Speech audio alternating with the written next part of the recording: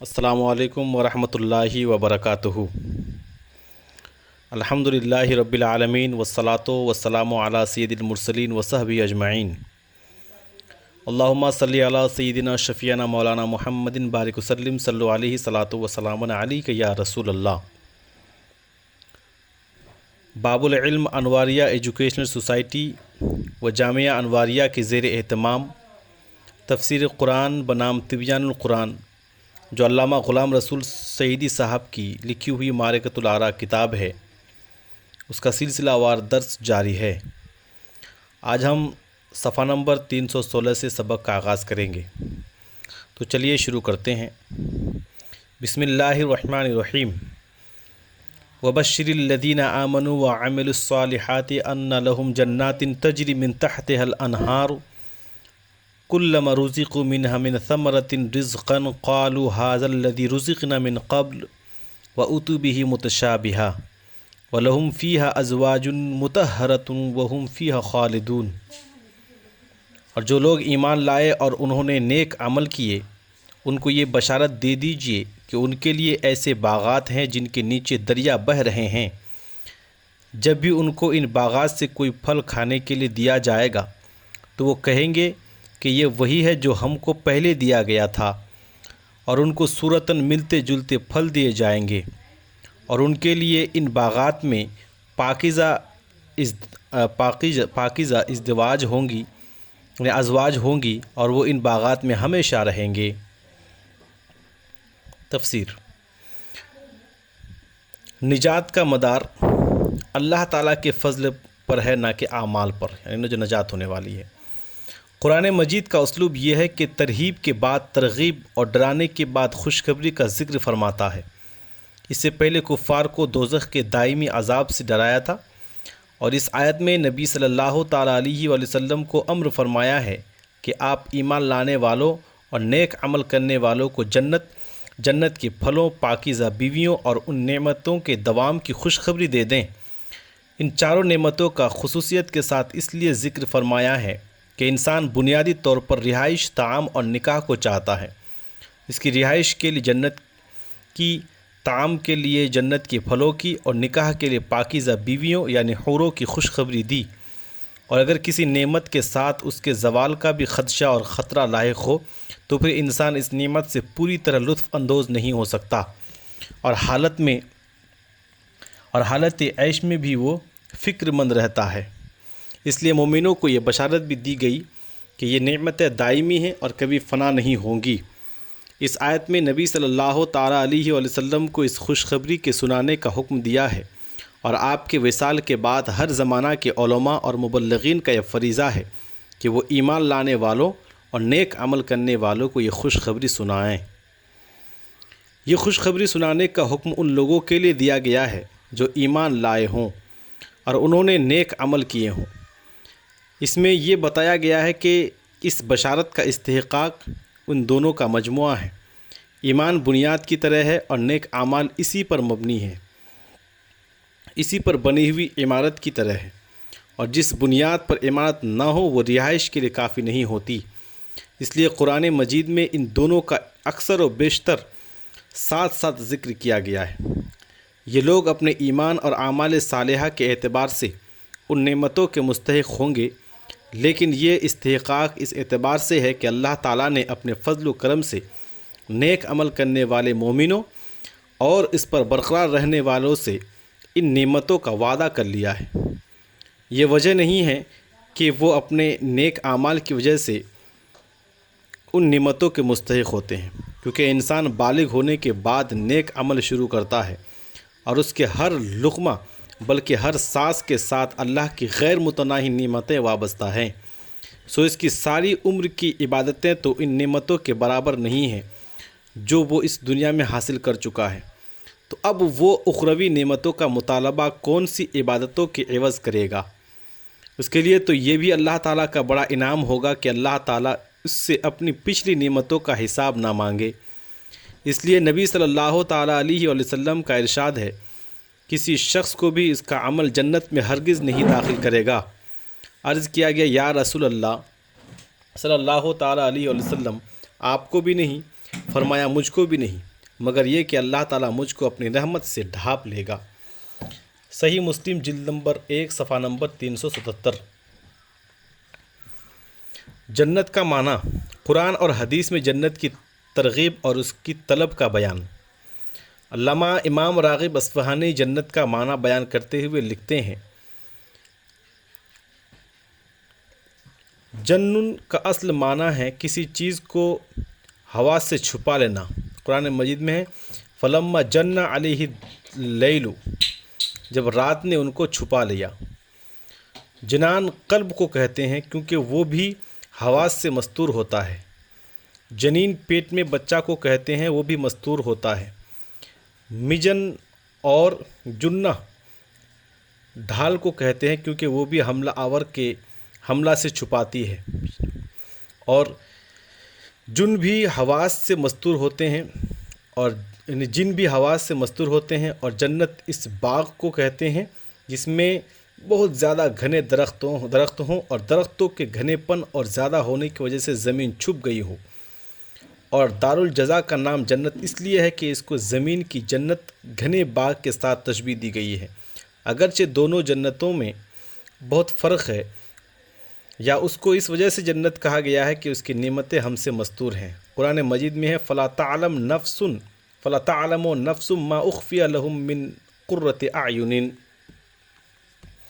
سو کسی کو معلوم نہیں کہ ان کی آنکھوں کی ٹھنڈک کے لیے کیا چیز پوشیدہ رکھی گئی ہے۔ سورہ السجدہ آیت نمبر 17۔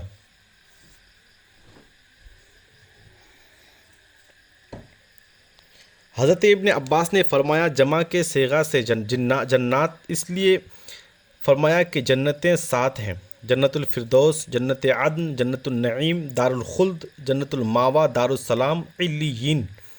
المفردات صفحہ نمبر 98۔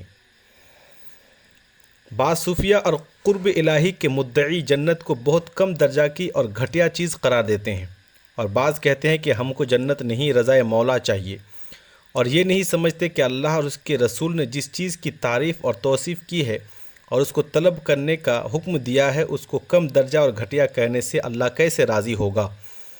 بعض کہتے ہیں کہ ہم کو جنت نہیں مدینہ چاہیے، اور جنت کو ادنا اور مدینہ کو اعلیٰ قرار دیتے ہیں، حالانکہ مدینہ کی افضلیت اس وجہ سے ہے کہ وہ رسول صلی اللہ تعالیٰ علیہ وآلہ وسلم کا مسکن ہے، اور جس جگہ رسول اللہ صلی اللہ تعالیٰ علیہ وسلم اب آرام فرما ہے وہ بھی جنت کے باغوں میں سے ایک باغ ہے، اور آخرت میں بھی آپ کی قیامگاہ جنت ہوگی۔ تو اگر رسول اللہ صلی اللہ تعالیٰ علیہ وآلہ وسلم کا مسکن ہونا وجہ محبت ہے تو آپ کا مسکن دنیا میں بھی جنت ہے اور آخرت میں بھی جنت ہے، تو اول آخر جنت ہی کو محبوب ہونا چاہیے۔ اللہ تعالیٰ ہمارے دلوں میں جنت کی قدر و منزلت پیدا فرمائے۔ قرآن مجید میں ہے وَسَارِعُوا إِلَى مَغْفِرَةٍ مِّن رَّبِّكُمْ وَجَنَّةٍ عَرْضُهَا السَّمَاوَاتُ وَالْأَرْضُ اُعِدَّتْ لِلْمُتَّقِينَ۔ آل عمران 133۔ اپنے رب کی مغفرت اور ایسی جنت کی طرف جلدی کرو جس کی پہنائی آسمان اور زمین ہیں، اس کو متقین کے لیے تیار کیا گیا ہے۔ امام بخاری روایت کرتے ہیں، حضرت ابو ہریرہ رضی اللہ تعالیٰ عنہ بیان کرتے ہیں کہ رسول اللہ صلی اللہ تعالیٰ علیہ وآلہ وسلم نے فرمایا، اللہ تعالیٰ کا ارشاد ہے میں نے اپنے نیک بندوں کے لیے وہ چیزیں تیار کی ہیں جن کو کسی آنکھ نے دیکھا ہے، نہ کسی کان نے سنا ہے، اور نہ کسی انسان کے دل میں ان کا خیال آیا ہے۔ اور اگر تم چاہو تو یہ آیت پڑھو فَلَا تَعْلَمُ نَفْسٌ مَّا أُخْفِيَ لَهُم مِّن قُرَّةِ أَعْيُنٍ، سو کسی کو معلوم نہیں کہ ان کی آنکھوں کی ٹھنڈک کے لیے کیا چیز پوشیدہ رکھی گئی ہے۔ صحیح بخاری جلد نمبر 1 صفحہ نمبر 460۔ حضرت ابو ہریرہ رضی اللہ تعالیٰ عنہ بیان کرتے ہیں کہ رسول اللہ صلی اللہ تعالیٰ علیہ وآلہ وسلم نے فرمایا، جو پہلا گروہ جنت میں داخل ہوگا ان کا چہرہ 14ویں رات کے چاند کی طرح ہوگا، نہ وہ اس میں تھوکیں گے، نہ ناک سے ریزش آئے گی، نہ فضلہ خارج ہوگا۔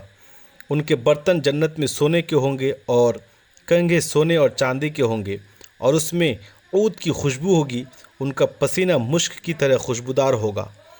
ہر جنتی کو 2 بیویاں ملیں گی، ان کی پنڈلیوں کا مغز گوشت کے پارے سے نظر آئے گا، ان کی پنڈلیوں کا مغز گوشت کے پار سے نظر آئے گا۔ یہ ان کے حسن کی جھلک ہے۔ ان کے دلوں میں اختلاف اور بغض نہیں ہوگا، سب کے دل ایک طرح کے ہوں گے اور وہ صبح و شام اللہ تعالیٰ کی تسبیح کریں گے۔ صحیح بخاری جلد نمبر 1 صفحہ نمبر 460۔ حضرت سہل بن سعد ساعدی رضی اللہ تعالیٰ عنہ بیان کرتے ہیں کہ رسول اللہ صلی اللہ تعالیٰ علیہ وسلم نے فرمایا، جنت میں چابک جتنی جگہ بھی دینا دنیا و مافیہ سے بہتر ہے۔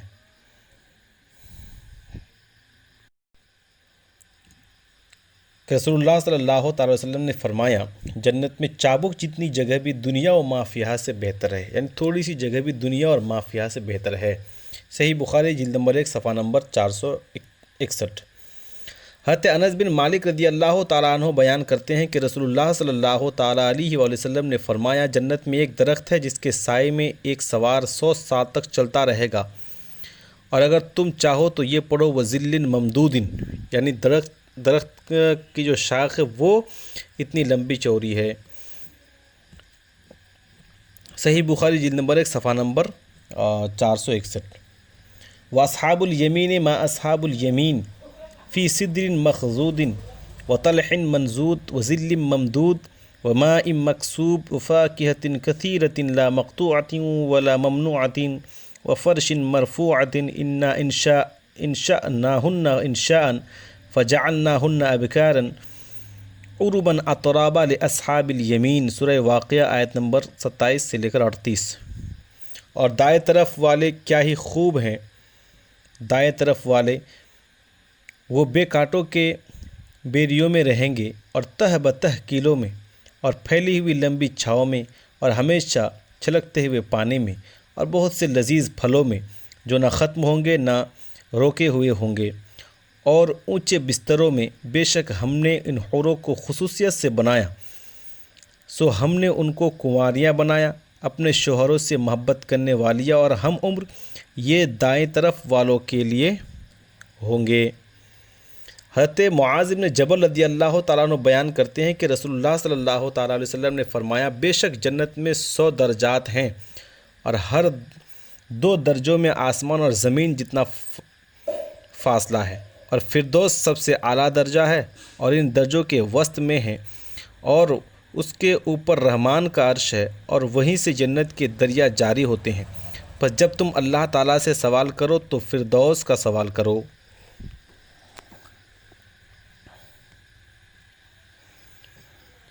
جامع ترمذی صفحہ نمبر 362۔ اللہ تعالیٰ کا ارشاد ہے، ان کے لیے ایسے باغات ہیں جن کے نیچے دریا بہہ رہے ہیں۔ سورہ بقرہ آیت نمبر 25۔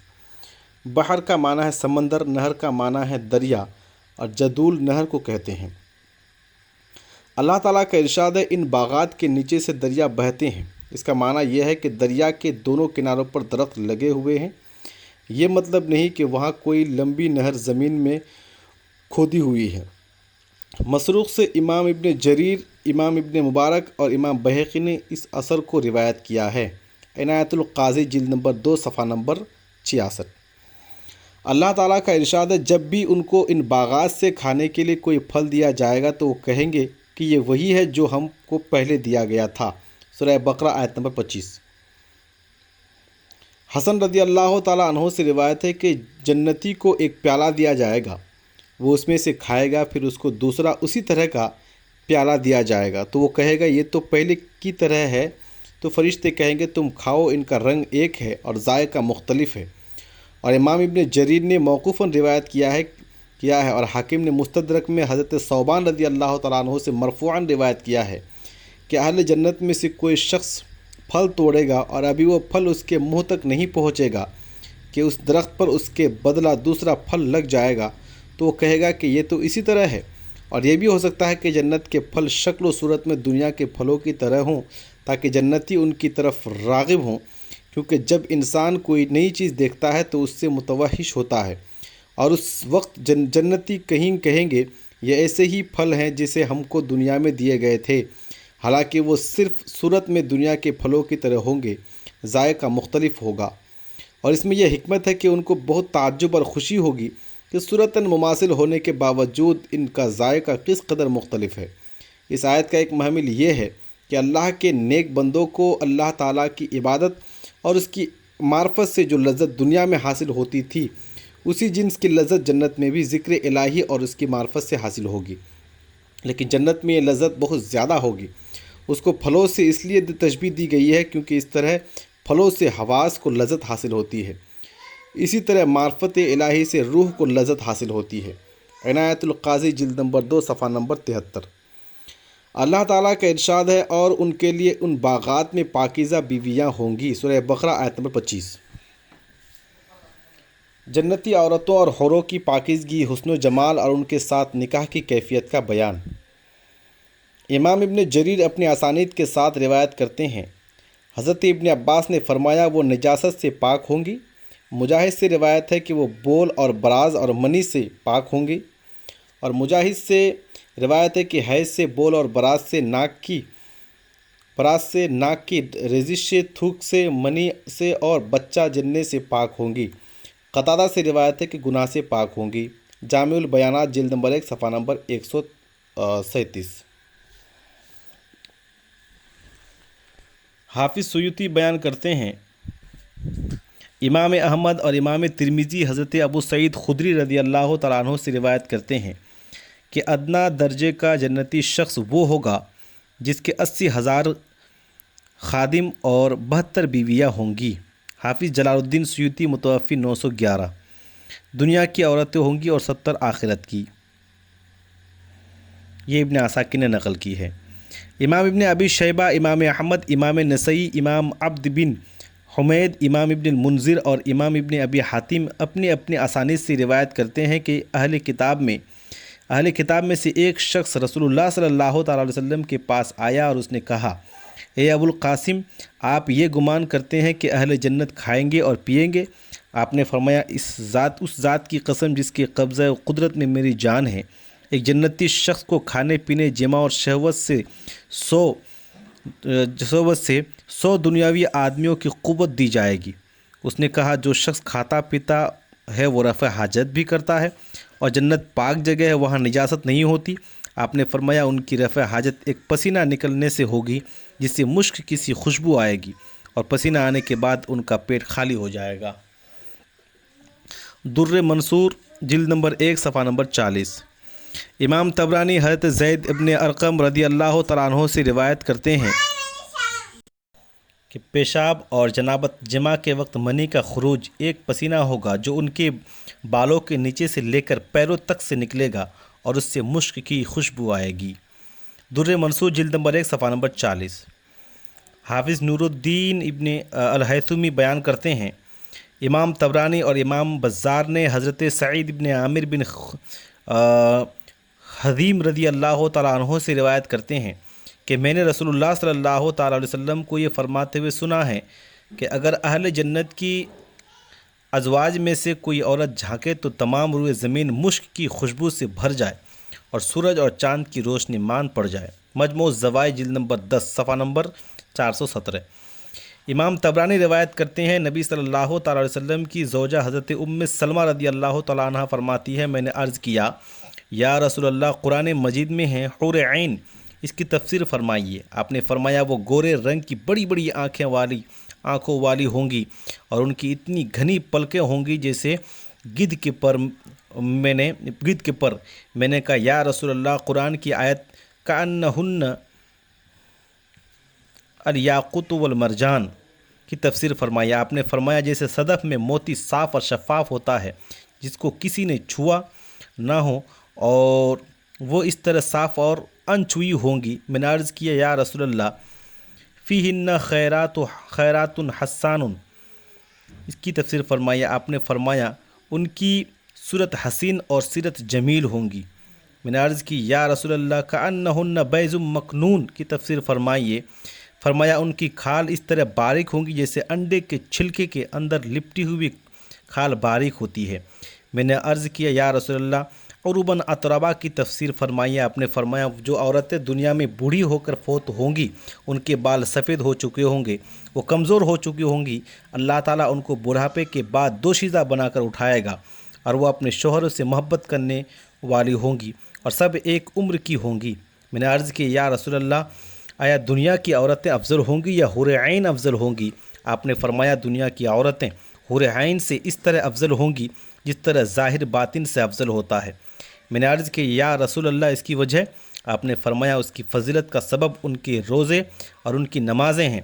اللہ تعالیٰ ان کے چہروں میں نور پیدا کر دے گا، ان کا جسم ریشم کی طرح ہوگا، رنگ گورا ہوگا، کپڑے سبز ہوں گے، سنہرے زیورات ہوں گے، ان کی انگوٹھی موتی کی ہوگی اور ان کی کنگھیاں سونے کی ہوں گی۔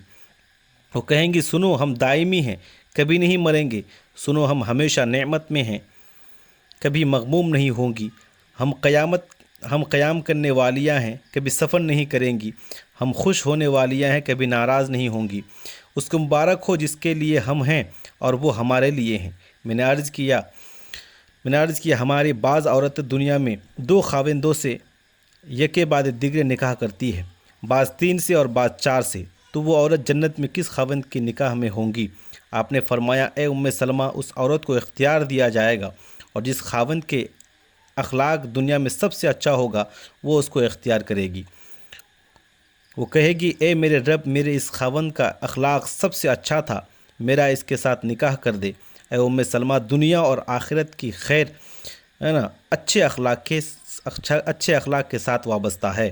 المعجم الکبیر جلد نمبر 23 صفحہ نمبر 367-368۔ جس عورت نے دنیا میں متعدد نکاح کیے ہوں وہ آخرت میں کس خاوند کے نکاح میں ہوں گی؟ جس عورت نے متعدد نکاح کیے ہوں تو ایک صورت یہ ہے کہ ہر خاوند نے اس کو طلاق دی ہو اور جب وہ فوت ہوں تو وہ کسی خاوند کے نکاح میں نہ ہو۔ اس صورت میں اس کو جنت میں اختیار دیا جائے گا کہ جس خاوند کے اخلاق سب سے اچھے ہوں وہ اس سے نکاح کرے، جیسا کہ حضرت سلمہ کی مذکور الصدر حدیث میں ہے۔ اور دوسری صورت یہ ہے کہ اس نے متعدد نکاح کیے ہوں اور آخری خاوند نے اس کو طلاق نہ دی ہو اور وہ اس کے نکاح میں فوت ہوئی ہو، اس صورت میں وہ جنت میں آخری خاوند کے نکاح میں ہوں گی، جیسا کہ حضرت ابو داود رضی اللہ تعالیٰ عنہ اور حضرت حذیفہ رضی اللہ تعالیٰ عنہ کی حدیث میں ہیں۔ فتاویٰ حدیثیہ صفحہ نمبر 41۔ جن مردوں اور عورتوں کا دنیا میں نکاح نہیں ہوا ان کا جنت میں نکاح ہو جائے گا۔ علامہ ابن حجر مکی لکھتے ہیں جو کم سن بچہ حشر میں دنیاوی عمر اور جسامت پر اٹھایا جائے گا، جنت میں دخول کے وقت اس کی جسامت بڑھا دی جائے گی اور وہ بالغوں کی طرح جنت میں داخل ہوگا اور اس کا دنیاوی عورتوں اور حوروں کے ساتھ نکاح کر دیا جائے گا۔ فتاویٰ حدیثیہ صفحہ نمبر 156۔ اس عبارت کی وضاحت یہ ہے کہ جس طرح بعض کم سن بچے فوت ہوتے ہیں اسی طرح بعض کم سن بچیاں فوت ہو جاتی ہیں اور یہ دونوں بالغوں کی طرح جنت میں داخل ہوں گے اور ان کا ایک دوسرے سے نکاح کرا دیا جائے گا۔ اس طرح بعض مردوں کا ساری زندگی نکاح نہیں ہوتا اور وہ تجرد کی زندگی گزارتے ہیں اور بعض عورتیں بھی بغیر نکاح کے بوڑھی ہو جاتی ہیں، ان کا بھی جنت میں ایک دوسرے سے نکاح کر دیا جائے گا۔ جنت میں ناپاک اور ناجائز خواہشیں نہیں ہوں گی۔ بعض لوگ یہ بےہودہ سوال کرتے ہیں کہ مردوں کو تو حوریں ملیں گی، عورتوں کو جنت میں کیا ملے گا؟ بعض کہتے ہیں کہ جنت میں ان کو غلام ملیں گے، بعض کہتے ہیں کہ جب مردوں کو کئی حوریں اور بیویاں ملیں گی تو عورتوں کو بھی کئی خاوند ملنے چاہیے۔ اس کا جواب یہ ہے کہ اس قسم کے بےہودہ اور ناپاک خواہشوں کا منبع شیطان ہے، اور چونکہ شیطان جنت میں نہیں ہوگا اس لیے یہ ناپاک خواہشیں بھی جنت میں نہیں ہوں گی۔ جب کوئی شخص یہ برداشت نہیں کر سکتا کہ اس کے کئی باپ ہوں تو اس کو یہ بھی نہیں سوچنا چاہیے کہ ایک عورت کے کئی خاوند ہوں۔ قرآن مجید میں ہیں وَلَكُمْ فِيهَا مَا تَشْتَهِي أَنفُسُكُمْ وَلَكُمْ فِيهَا مَا تَدَّعُونَ، سورہ حامیم السجدہ آیت نمبر 31۔ اور تمہارے لیے جنت میں ہر وہ چیز ہے جس کی تم خواہش کرو اور جس کی تم طلب کرو۔ جنت میں انسان کی ہر خواہش پوری ہوگی لیکن ناپاک اور ناجائز خواہشیں وہاں اس کے دل میں نہیں پیدا ہوں گی۔ فرض کیجئے کوئی شخص یہ خواہش کرے کہ شیطان کو جنت میں داخل کر کے اس کو نبیوں اور رسولوں سے اونچا مقام دے دیا جائے، حالانکہ یہ محال ہے، تو اس کا یہی جواب ہے کہ اس قسم کے لغو، ناپاک اور ناجائز خواہشوں کا منبع شیطان ہے، اور جب وہ جنت میں نہیں ہوگا تو ایسے لغو اور ناجائز خواہشیں بھی جنت میں نہیں ہوں گی۔ جنت کی عظمت اور کرامت کے متعلق میں نے بہت تفصیل سے گفتگو کی ہے، کیونکہ ہمارے زمانے میں جھوٹے صوفی اور بناوٹی محب رسول جنت کا بہت حقارت سے ذکر کرتے ہیں اور جنت طلب کرنے والوں کی مذمت کرتے ہیں اور ان کی تضحیق کرتے ہیں۔ یہ بار الہ رسول اللہ صلی اللہ تعالیٰ علیہ وسلم کے وسیلہ سے ہم کو جنت الفردوس عطا فرما۔ بسم اللہ الرحمن الرحیم ان اللہ لا یستحیی ان یضرب مثلا ما بعوضة فما فوقها فاما الذین آمنوا فیعلمون انه الحق من ربهم واما الذین كفروا فیقولون ماذا اراد اللہ بهذا مثلا یضل به کثیرا ویہدی به کثیرا وما یضل به الا الفاسقین الذين ينقضون عهد الله من بعد ميثاقه ويقطعون ما امر الله به ان يوصل ويفسدون في الارض اولئك هم الخاسرون۔ بے شک اللہ تعالی ہدایت کے سلسلے میں کسی بھی مثال کے بیان کو ترک نہیں کرتا، خواہ مچھر کی مثال ہو یا اس سے بھی زیادہ حقیر چیز کی۔ وہ لوگ جو ایمان لائے ہیں وہ جانتے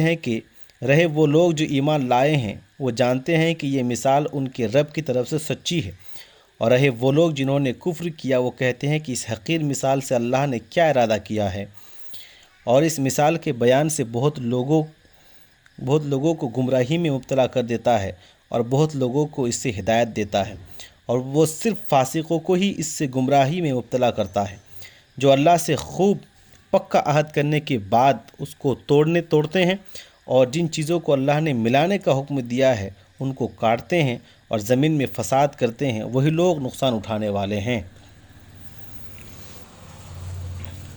امام ابن جریر طبری نے حضرت ابن عباس، حضرت ابن مسعود اور کئی صحابہ رضی اللہ عنہم سے روایت کیا ہے کہ جب اللہ تعالیٰ نے منافقین کی دو مثالیں بیان کی، آگ جلانے والے کی اور بارش میں گھرے ہوئے شخص کی، تو منافقین نے کہا اللہ کا مرتبہ اس سے بلند ہے کہ وہ مثالیں بیان کریں۔ اس موقع پر یہ آیت نازل ہوئی۔ سیاق و سباق کی یہی شأن نزول مناسب ہے۔ نیز امام ابن جریر طبری نے قتادہ سے روایت کیا ہے کہ اللہ تعالیٰ نے مکھی اور مکری کی جو مثالیں دی تھی ان پر مشرکین نے اعتراض کیا کہ اللہ کی شان اس سے بلند ہے کہ وہ مکھی اور مکری کی مثالیں بیان کرے۔ قرآن کریم میں اللہ تعالیٰ نے بتوں کی حقارت بیان کرنے کے لیے ان کو مکھی اور مکڑی سے تشبیہ دی ہے۔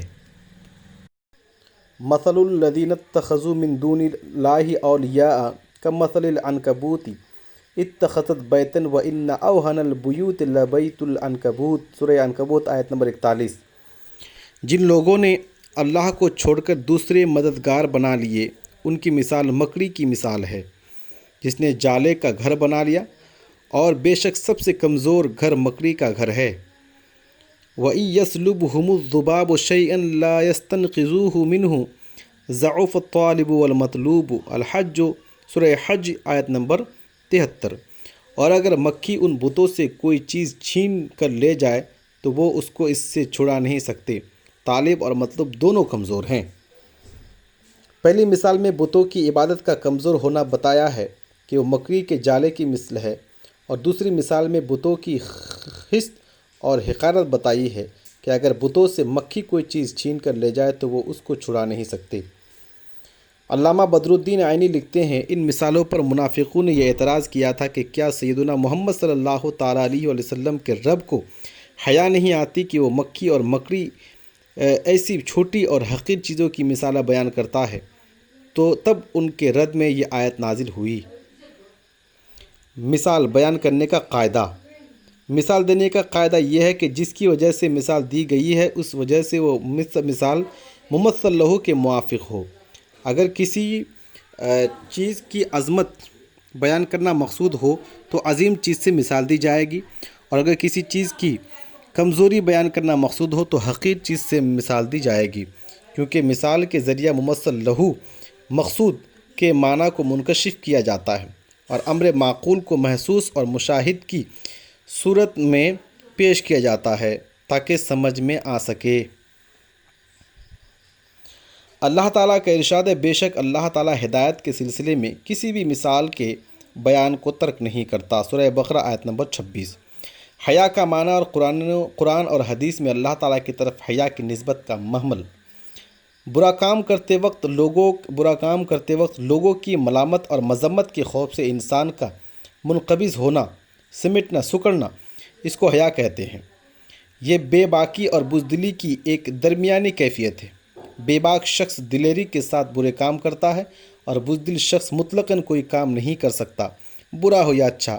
حیا کا یہ معنی اللہ تعالیٰ کے حق میں محال ہے، کیونکہ اللہ تعالیٰ اس سے پاک ہے کہ وہ کسی کی ملامت سے متاثر ہو۔ اس لیے یہاں حیا کا لازمی معنی مراد ہے۔ حیا کی وجہ سے انسان کسی کو دیکھ کر برا کام ترک کر دیتا ہے، اس لیے حیا کو ترک کرنا لازم ہے، اور اللہ تعالیٰ کے لیے جب حیا کا لفظ استعمال ہو تو اس سے ترک کرنا ہی مراد ہوتا ہے۔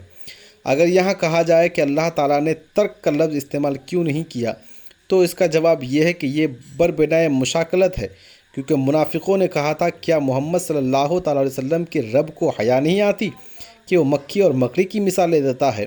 تو ان کا رد کرتے ہوئے فرمایا کہ اللہ تعالیٰ حق واضح کرنے کے لیے کسی بھی مثال دینے سے حیا نہیں فرماتا۔